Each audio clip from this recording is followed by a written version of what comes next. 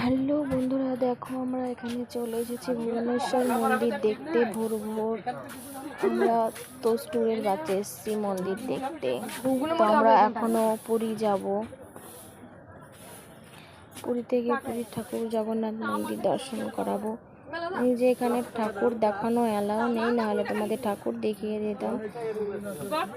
এই যে গাছ, তেঁতুল গাছটা খুব জাগ্রত গাছ, মানে অনেক মানুষ এসেছে আমাদের বাসে। দেখো সবাই ঠাকুর দেখছে। তোমরা কে কে মন্দিরটা দেখেছো অবশ্যই আমাকে কমেন্ট করবে। আর এই যে এখানে মন্দিরে ঠাকুরের ভোগ রান্না হয়, এই যে ঠাকুরের ভোগ রান্না করছে। ঠাকুরের ভোগ রান্নার ঘর এটা।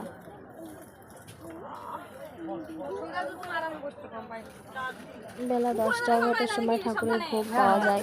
তা আমরা তো সকাল সকাল বেরিয়েছি, আমরা ভোগ পাবো না, আমরা বেরিয়ে যাব পুরীর দর্শন। বাই বাই বন্ধুরা, ভিডিওটি ভালো লাগলে অবশ্যই সাবস্ক্রাইব করো আমার চ্যানেলটিকে।